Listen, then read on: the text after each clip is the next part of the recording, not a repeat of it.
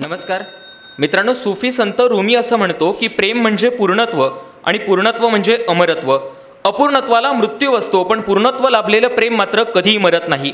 मग अशा अमर असणाऱ्या प्रेमाला जेव्हा सुख, दुःख, आनंद, वेदना, काळजी यासारख्या पवित्र भावनांसोबत स्वार्थाची आणि वासनेची लागण होते, तेव्हा याच प्रेमाचं एका सौद्यात रूपांतर होत असतं. मग असंच अमर असणारं प्रेम मला अश्वत्थामाच्या कपाळावरच्या जखमेसारखं श्रापित वाटायला लागतं.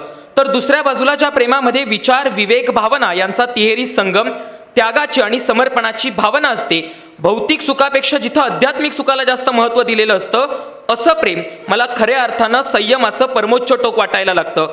म्हणजेच काय तर 9 महिने बाळाला गर्भात जपणाऱ्या आईचं, पंचवटीमध्ये रामाची वाट पाहणाऱ्या शबरीचं, दुष्काळाच्या कालखंडातही पावसाची वाट पाहणाऱ्या शेतकऱ्याचं, मेल्यानंतरही देशाच्या सीमेचं रक्षण करू पाहणाऱ्या बाबा हरभजन सिंहांचं, तर याच देशाच्या दूषित वातावरणामध्ये भारतीय लोकांचं संविधानावर असलेलं प्रेम खऱ्या अर्थानं आपल्याला संयमातून व्यापकतेकडे नेताना पाहायला मिळत असतं. आणि मग त्याच प्रेमाला संयमाच्या कसोटीवर तपासून पाहण्यासाठी तुमच्या समोर उभा आहे. नमस्कार, मी सांकेतिक कोड क्रमांक 85 विषय मांडत आहे, प्रेम सब्र है सौदा नहीं. मित्रांनो, प्रिया मलिक असं लिहितात की जे प्रेम तुमचं आहे ते दुसऱ्या कोणाला मिळणार नाही, आणि जरी ते प्रेम दुसऱ्या कोणाला मिळालं तरी त्या प्रेमाच्या खुशीसाठी, आनंदीसाठी तुम्ही हात जोडून प्रार्थना करा. तर दुसऱ्या बाजूला एलिझाबेथ ब्राउनिंग त्यांच्या लव नावाच्या कादंबरीत लिहायला लागतात की खरं प्रेम या विश्वाच्या अंताच्या वेळी देखील आपल्या प्रिय व्यक्तीचा हात हातात धरून शांतपणे उभं असेल.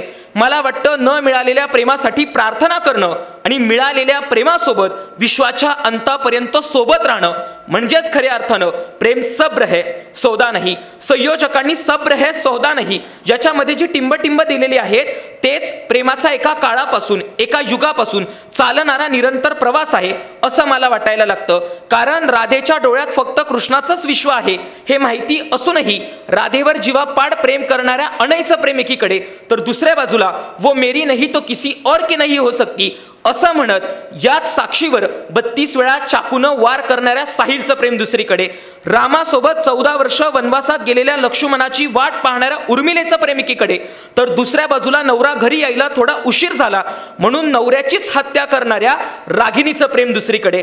सांगण्याचं तात्पर्य इतकंच की प्रेम हा फक्त भावनांचा एक व्यापार नसून प्रेमाचाच दुसरा अर्थ संयम असतो, हे आपण लक्षात घेणं अत्यंत गरजेचं आहे. मित्रांनो, जिथं तुम्ही प्रेम सब्र है सौदा नाही असं म्हणत आहेत तिथं लक्षात घेतलं पाहिजे नेमकं प्रेमाचं रूपांतर सौद्यात झालं तर काय होतं. तर लक्षात घ्या, रामायणामध्ये कैकेयी पुत्रप्रेमामध्ये आंधळी होते आणि दशरथासोबत रामाच्या 14 वर्षाच्या वनवासाचा सौदा करायला लागते, तेव्हा लक्षात येतं की प्रेमाच्या सौद्यातूनच एखादं रामायण तयार होत असतं. प्रेमाच्या खोट्या अनाभाका देऊन कामाठीपुरा, बुधवारपेठ, जीबी रोडच्या गल्ली गल्लींमध्ये प्रेमिकांचीच विक्री होते ना, तेव्हा लक्षात येतं प्रेमाच्या सौद्यातून एखादी वेश्या जन्माला येते.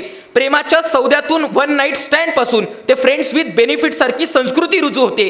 प्रेमाच्या सौद्यातून sugar daddy, sugar mommy, side chicks यासारखी नवीन नाती जेनझी पिढी तयार करू पाहते. आणि याच प्रेमाच्या सौद्यातून अनुव जैनला आजच्या काळामध्ये गाणं लिहावं लागतं की मेरे हुस्न के अलावा मेरा दिल भी मांग लो ना. म्हणजे खऱ्या अर्थानं प्रेमात जर सौदा झाला तर काय होऊ शकतं याचा लक्षात तुम्ही आम्ही घेणं अत्यंत गरजेचं असं मला वाटायला लागतं. मित्रांनो, प्रेम सब्र अर्थात संयम असणं नेहमी चांगलंच असतं असं नाही. याचं उत्तम उदाहरण म्हणजे ज्यावेळी मलिका अमर शेख हे आपल्या नामदेव ढसाळांवर जीवापाड प्रेम करतात, पण त्या प्रेमातून त्यांच्या पोटी ज्या यातना येतात आणि त्या यातनातूनच मग प्रेमाला संयमतेचं दुर्दैवी वास्तव म्हणून मला उद्ध्वस्त व्हायचंय हे पुस्तक तुमच्या आमच्या समोर यायला लागतं. आजही कित्येक महिलांवर घरामध्ये प्रेमाच्याच नावाखाली हिंसाचार केला जातो आणि महिला त्या निमूटपणे सहन करत असतात. म्हणजे प्रेमाच्या संयमातूनच सहनशीलतेलाही अंत असतो. आणि लक्षात घ्या, कधी कधी करावा लागतो याच प्रेमाचा सौदा ब्रेकअप किंवा घटस्फोट करून.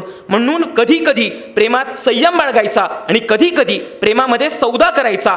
हे येणारा काळ वेळ आणि परिस्थिती ठरवत असते, ही बाब आपण लक्षात घेतली पाहिजे. मित्रांनो, लक्षात घ्या, चित्रकलेवरच्याच प्रेमापोटी लिओनार्डो दा विंची याचं साल्वेटर मुंडी नावाचं चित्र 2160 कोटी रुपयांना विकलं जातं.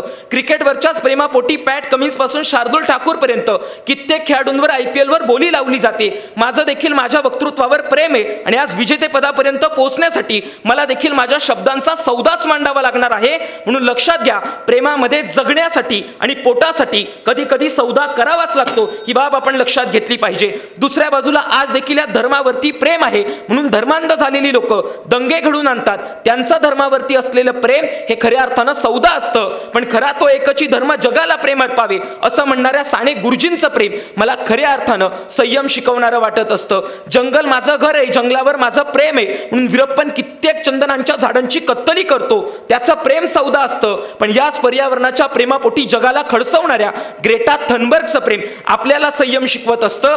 मित्रांनो, विषयाच्या शेवटाकडे जाताना लक्षात येतं की सुफी संत परंपरेनुसार प्रेमाच्या 7 पायऱ्या आहेत. पहिली पायरी आकर्षण आणि शेवटची पायरी मृत्यू आहे. ज्याचं प्रेम या 7ही पायऱ्या पार करतं त्याचं प्रेम हे सब्रही नसतं आणि खऱ्या अर्थानं सौदाही नसतं, तर त्याचं प्रेम हे फक्त आणि फक्त शाश्वत असतं. असं शाश्वत प्रेम आपल्याला करता यावं. शेवटी किताबगंज यांच्या शब्दात इतकंच की मेरे बच्चे तुम इतना प्रेम करना कि तुम्हारा होना ही समाज में विद्रोह लगे, होना इस समाज में विद्रोह लगे. धन्यवाद. तर रोख रक्कम 11,000 रुपये मानाचा महाकरंडक मानाचा शेला सन्मान चिन्ह देऊन आपण त्यांना सन्मानित करणार आहोत. मी विनंती करतो यश रवींद्र पाटील साहित्य केसरी महाराज